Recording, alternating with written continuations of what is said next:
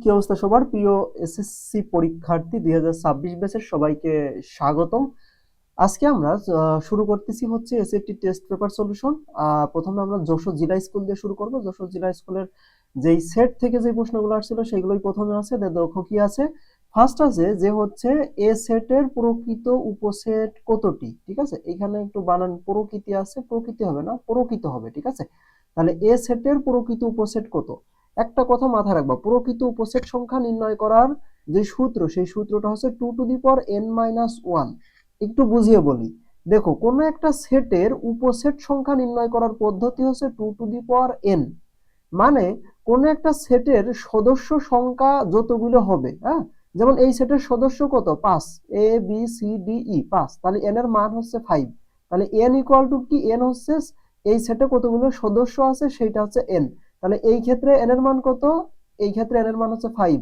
তাহলে ওই সেটের মোট উপসেট সংখ্যা কত হবে, 2 টু দি পাওয়ার 5 অর্থাৎ 32। এটা হচ্ছে মোট উপসেটের সংখ্যা। কিন্তু প্রকৃত উপসেট সবসময় একটা কম হয়।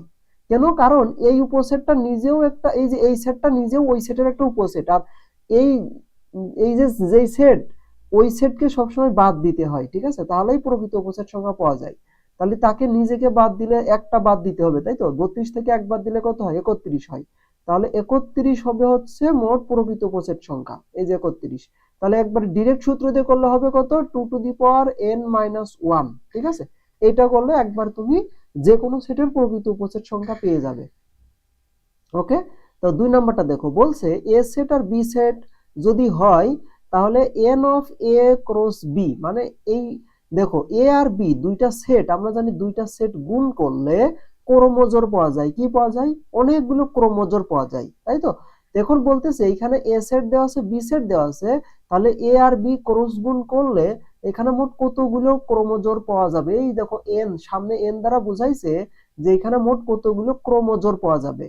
এখন এই ক্রমজোড় সংখ্যা বের করার জন্য কি করবে, একদম সহজ একটা উপায়, সেটা হচ্ছে এই যে যেই সেট, যেই দুইটা সেট গুণ করতেছো তাদের সদস্য সংখ্যা গুণ করবে।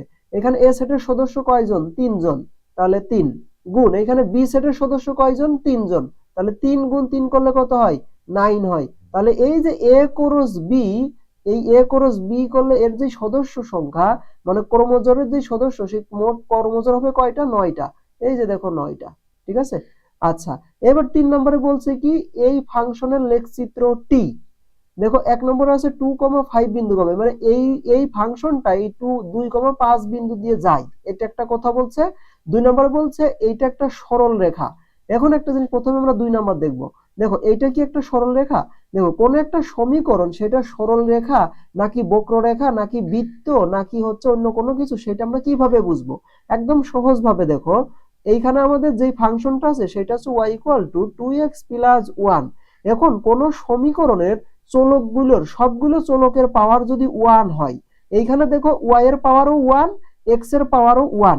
যদি একটা সমীকরণের সবগুলো চলকের পাওয়ার 1 হয় তাহলে সেটা একটা সরল রেখা হয়। তাহলে এই ফাংশনটা একটা সরল রেখা, বুঝতে পারছি? তাহলে আমরা 2 নাম্বারটা সঠিক।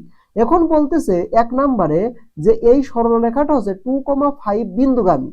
দেখো মনে করো এই সরল রেখাটা আমি এখানে চিত্র আঁকলাম, মনে করো এই সরল রেখা।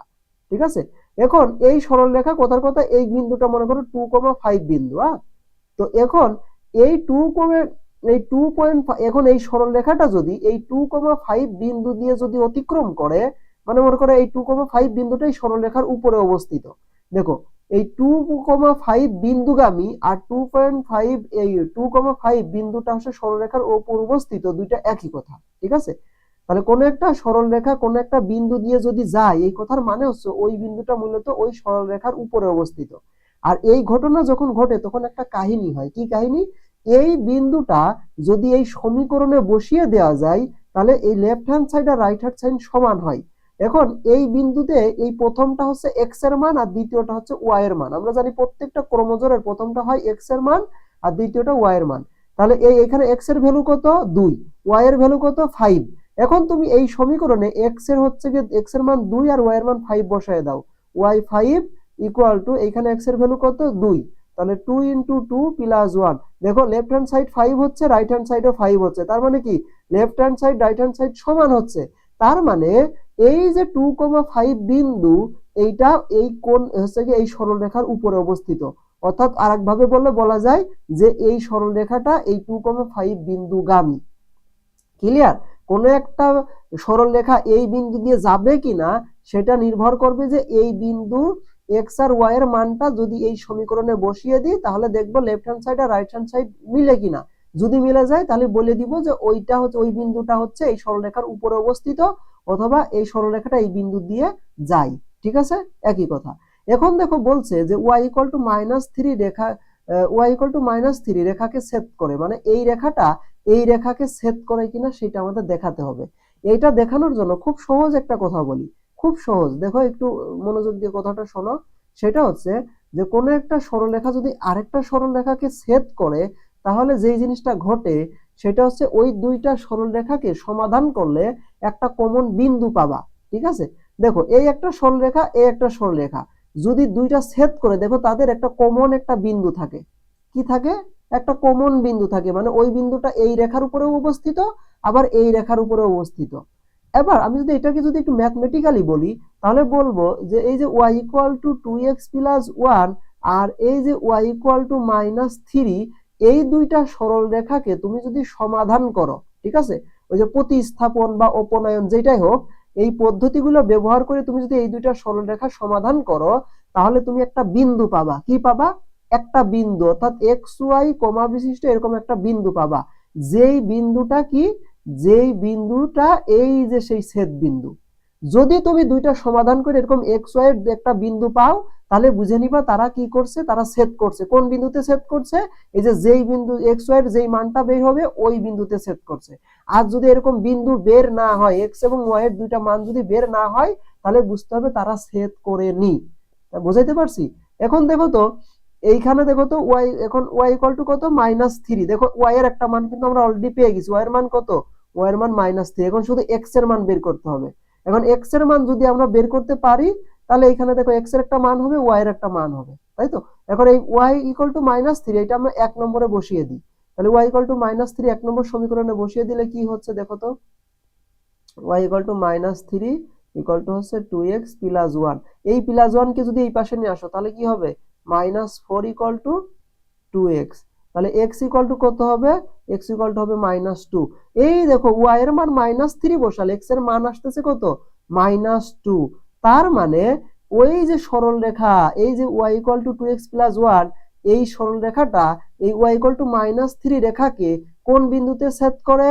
-2, -3 বিন্দুতে ছেদ করে।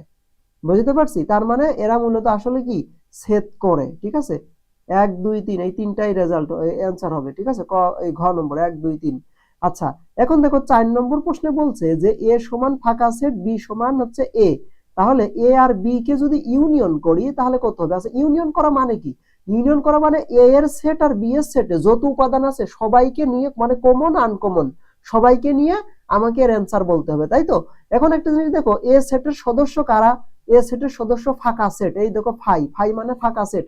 ফাঁকা সেট মানে এ সেটের কোনো উপাদান নেই, মানে সেকেন্ড ব্র্যাকেটের ভিতরে কিছুই নেই। দেখো সেকেন্ড ব্র্যাকেটের ভিতর কিছুই নেই, আর এই যে ফাঁকা যে সিন, এই যে ফাই, এটা গ্রিক অক্ষর ফাই, এই দুইটা একই কথা। ঠিক আছে, তুমি যদি গ্রিক অক্ষর এই ফাই দাও তাহলে তোমাকে সেকেন্ড ব্র্যাকেটের ভিতরে শুধু ফাঁকা সেকেন্ড ব্র্যাকেট দেয়া লাগবে না। ঠিক আছে, এই যে এ সমান সমান এই যে দুইটা সেকেন্ড ব্র্যাকেট দিয়ে মাঝখানে এই যে দেখো কিছুই নেই।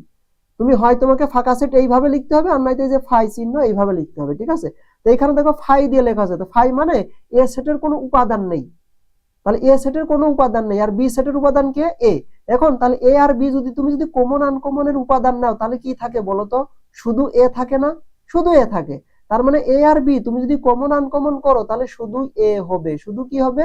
এ হবে। আবার তোমরা এই যে এইটা অ্যান্সার দিয়ে দিও না, মানে এ আর এ কমা ফাঁকা সেট দিয়ে দিও না। এই যে ফাই, এই ফাই দিয়ে দিও না।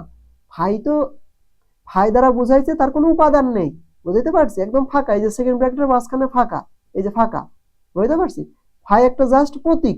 তো ওইটাকে আবার তুমি এই সেটের মধ্যে কমন আনকমনের ভিতর নিয়ে চলে আসিও না। বুঝতে পারছি? এটুকু হয়তো বুঝতে পারছো, আশা করি এটা বুঝতে পারছো।